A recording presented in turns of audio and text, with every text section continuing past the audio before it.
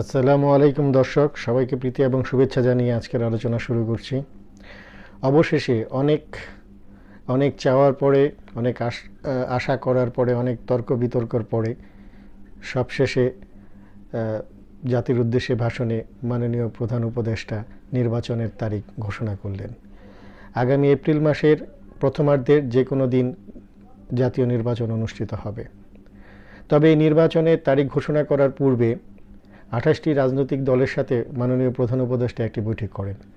সেখানে ২৫টি রাজনৈতিক দল ডিসেম্বরের মধ্যে নির্বাচনের সপক্ষে তাদের যুক্তি উপস্থাপন করেন এবং ৩টি রাজনৈতিক দল, তার মধ্যে জামাত ইসলামী, এপ্রিলের যে কোনো সময় নির্বাচনের ব্যাপারে এবং এনসিপি সহ অন্যান্য দল, এনসিপি আগে সংস্কার, তারপরে যে কোনো একটি সম্ভাব্য তারিখে নির্বাচন করার ব্যাপারে তারা একমত হয় এবং প্রধান উপদেষ্টা সহ সরকারকে এই ব্যাপারে অবহিত করেন।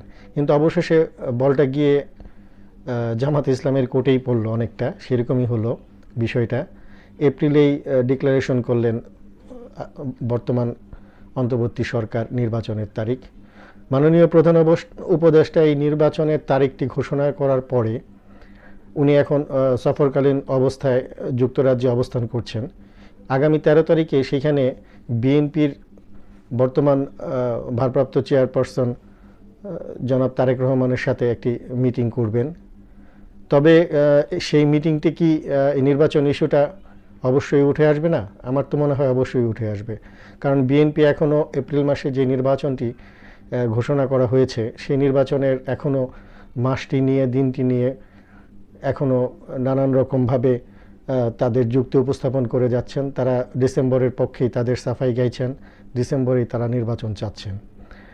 তবে মাননীয় প্রধান উপদেষ্টা জনাব তারেক রহমানের সাথে এই মিটিংটি করার আগে নির্বাচনের তারিখটি ঘোষণা না করে মিটিংটির পরে যদি নির্বাচনের তারিখটি ঘোষণা করা হতো, তাহলে মনে হয় বর্তমানে যে উদ্বুদ্ধ পরিস্থিতির আশঙ্কা আমরা করছি ডিসেম্বরে নির্বাচন নিয়ে, বিএনপির মনোক্ষুণ্ণতা এবং বিএনপির রাজনৈতিক অবস্থান, তাতে মনে হয় এই ঘটনাটা বা অনেকটা শান্ত একটা পরিস্থিতি বা সুশীতল একটি বাতাস বইতো যদি এই মিটিংটির পরবর্তীতে নির্বাচনের তারিখটি ঘোষণা করা হতো।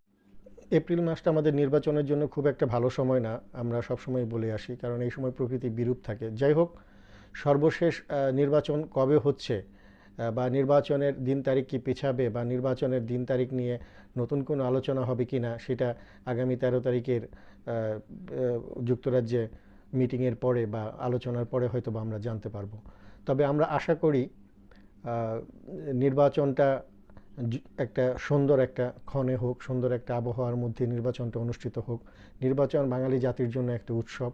এই উৎসবটা ভালো একটা প্রাকৃতিক পরিবেশের মধ্যে হোক, সেটাই সবাই আশা করে। এবং নির্বাচনের মাধ্যমে গণতান্ত্রিক দেশে গণতন্ত্রে প্রতিষ্ঠিত হোক। যারা যোগ্য, সৎ এবং যারা মানুষের মনোনীত প্রার্থী হবেন, তারা ক্ষমতার শাসনভারে এসে দেশকে উন্নত পর্যায়ে নিয়ে যাবেন, দেশের উন্নতি করবেন। যোগ্য এবং ভালো নেতৃত্ব সংসদে আসবে, এই দেশের দায়িত্বভার গ্রহণ করবে, এটাই আমাদের প্রত্যাশা। যাই হোক, আশা করি আগামী ১৩ তারিখে যে মিটিং হবে, মিটিংয়ের পরে হয়তো বা আমরা একটি সুন্দর একটি রাজনৈতিক অবস্থান দেখতে পারবো। সবাইকে নির্বাচনমুখী একটা পরিবেশ হয়তো বা আমরা ফিরে পাবো, সেটাই প্রত্যাশা করি।